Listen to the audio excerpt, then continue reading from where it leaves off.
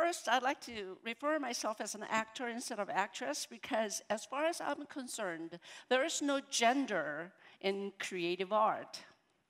Do you agree? First, I must point out that there are two sides to music and acting. You know, the one side is a business like as usual, as any other. The other side is an art. Neither has anything to do with the other, yet both must exist. Now, do you think it's common to cross over from one medium to another? Like such as music to acting and acting to music? Yeah? I can think of many famous actors and singers try to cross over, but have not been successful, even with their flourishing career, except a few. I know Justin Timberlake, but he belongs to a few. Then why is this? It puzzled me for the longest time. The answer is not that simple, but I reached my own conclusion. As a musician, we always use the I as a brand, and everything we do comes from it. Therefore, naturally, keeping the ego, but not in a bad way. Acting is the same, processed through who we are. But ultimately, the voice has to come from the character the actor is playing within the story. As pop musicians, it must be very difficult to drop their persona, which they developed over a long period of time, and that proved to be a success, to play a character that might not be flattering. There's a dilemma. Either you can become a great actor by letting go of them all, or to become a great business person by holding on to them. The recognition. So, you can see, but in acting, there are a lot of people involved in the creative input, such as directors, editors, other actors. As we know, the film and television production is a result of the time and effort of many people. Therefore, success or failure is not in the hands of a single actor. Sometimes the audience doesn't want to accept their beloved artist from one field to going another. So now you can see it can be tricky when a musician or an actor try to cross over to the other medium, even though they are both creative performing arts. Here are some of the specific differences in violin and acting. First, physical difference, obvious. The one is an actual instrument outside of our body with a built-in voice that we train ourselves to play well. The other is our body as an instrument that we train ourselves well to be able to express the feelings on demand. As a violinist, we have to isolate ourselves when practicing, going over the same passages numerous times until they are perfect. Needless to say, by yourself, all your life. So there's a saying, if you don't practice one day, you know it. 2 days, your family knows it. 3 days, all your neighbors know it. So if I say it's a life sentence, I guess it wouldn't be an exaggeration. Lonely? Definitely. But you cannot memorize and practice your solo pieces with someone else until when you're ready to perform, then you get together with your accompanist, normally a pianist, or a full orchestra with a director. Just make sure they understand how you phrase. But in acting, yes, that's true. You have to spend some time by yourself to establish the character that you're playing, but running the lines with someone else and rehearse the scenes with scene partners and working with a director will give you more benefits than doing it alone. With violin, you have to start early in life to train yourself to practice every day, as I mentioned before, and also train the fine muscles in your fingers to be able to play the double stops, finger octaves, smooth shifting from one position to the next, and our ears to hear the fine differences in pitch. But acting, you don't have to start out early in life to train your muscles. It's not really necessary. Instead, natural talent will get you further. And in some cases, the way you look does bring you more opportunities. Wait, let me clear this up. In show business is full of attractive people, and that's not what I was referring to. In acting, the way one looks does not play an important role in one's music or career. Take an example of this wonderful violinist, Itzhak Perlman, who was stricken by polio when he was a child and has been playing in his wheelchair all his life. But still, he's considered as one of the greatest violinists in our generation, if not the greatest. Even in orchestra, there is such a thing as behind-the-curtain auditions, where the person who is auditioning stands behind the curtains, could neither talk nor cough, even take off shoes to hide the gender. But that's not exactly what we do in acting auditions. I know a lot of actors who try to emulate the character they are playing with wardrobe, makeup, voice, mannerism, etc. The looks are extremely important in getting the part in a show of any kind. I am aware that in pop music too, looks are very important. Even then, I think changing one's appearance is often more for a social statement than for creative expressions. But here I am, a classically trained violinist. I'm only qualified to talk about it as that. Although I tried to play jazz violin and had my experimental rock band called Genghis Khan in my youth out of total rebellion, okay? It was fun while it lasted, but that's another long story. Here are some of the comments, okay, in violin and musicians, specifically not violin, well, violinist included. Some of the things that musicians and artists have in common. It's a serious, long-term commitment of training and practicing. It's a 24/7 disease. There is no such a thing as perfection, but we strive for it anyways. We need an audience. And insecurity, dealing with a world that's abstract, unknown, uncertain, unseen, untouchable.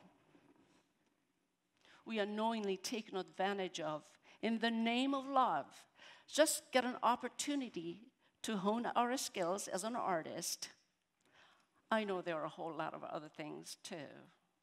But unfortunately, it becomes a life sentence without the possibility of parole when you identify yourself with it and feel the burning desire within. I remember one winter day when I was 5 years old, we decorated my brother's room as a makeshift stage. We used his bed sheets as the curtains and invited our parents to be the audience. That was my very first stage play called Christmas Carol. Yes, yeah, that's the one that you already know.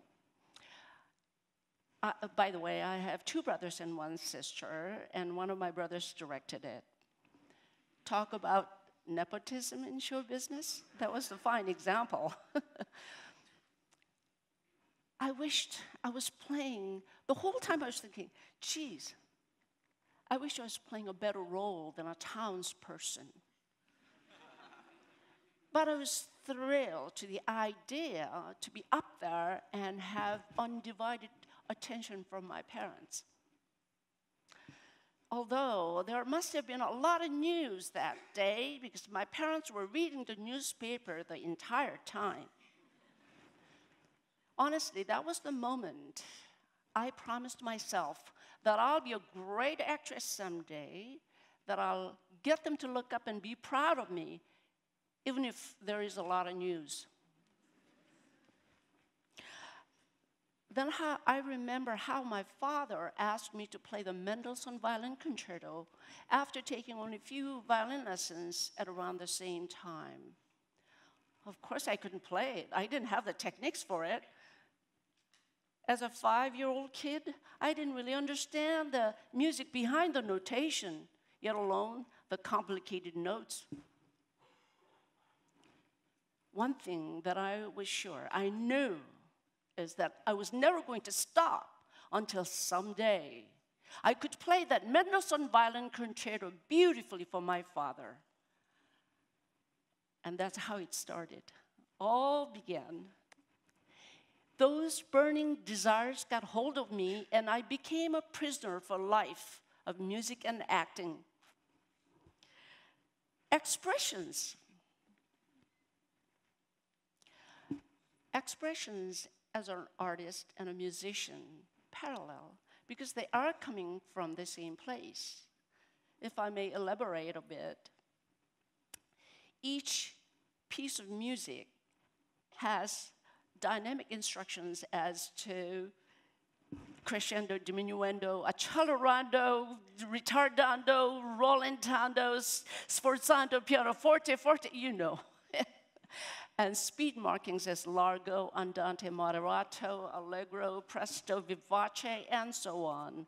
And a lot of times we use the high notes to show the arc of each phrase. In acting, we have the writers. Before I go into the acting, when I say phrase, in other words, it's the significant part of the piece. Those are the roadmap. Those are like the roadmap to indicate to the composer's indication, composer's desire, composer's desire, intention to the music. In acting, we have the writer's words, dialogues, stage directions in different dramatic settings to invoke the feelings of actors who, in turn, conveys the character's inner world within the story. With these in mind, we as artists, musicians, and actors attach ourselves to the deepest part of our soul when we perform. Of course, each of us expresses it differently. Interpretation is how we express it accurately as possible. I think interpretation is more analytical, intellectual than emotional. Get to know that particular era in history, what influenced the composer, the writer, what is his style, how his environment and personal life at the time affected the creativity, etc. The goal of an actor, let me say, goal of a musician first, goal of a violinist should be to play well, musically and technically. Musically as a tribute to the composer, not to become like the composer. As an actor, the goal of an actor should be, we should exist through the character. With the choice came out of the intention to the entire set. Of course, it's hard not to get distracted by other factors, but it's our duty to stay within. But after all, expressions and interpretations can differ from one artist to another because they are totally dependent on our individual knowledge and the depth of our emotions. Here, we see the vast differences and the ultimate similarities between both worlds. How do I switch? How do I personally switch back and forth between the two? I dig for the truth and try to lose the ego. In music, I use the acting technique of becoming the character that is full of love for each and every note of the piece that I'm playing. In acting, I read the script as if it were music, looking for the high notes to find the arc of each scene. The high note, the words in this case, that are mostly verbs, motivated by strong emotions and an action. Then I attach my inner self to the character. Actually, I find it liberating that, in an odd way, they are complementing, yet countering each other to give it a fresh and unique approach. But the most important thing for me here is that it makes me feel secure as an artist, because it's no longer abstract, unknown, uncertain, unseen, and unnatural. I'm working with a net. I once was unhappy thinking that they are interfering with one another, that the ones that I have so much passion for. Now I found the bridge to connect the two, the beauty of music and the colorful world of imagination through acting. You see, as long as we are aware of the differences and the similarities, we can use them together to create the ultimate beauty, which is already within us. It's so exciting. Thank you for coming. Thank you for listening. Thank you.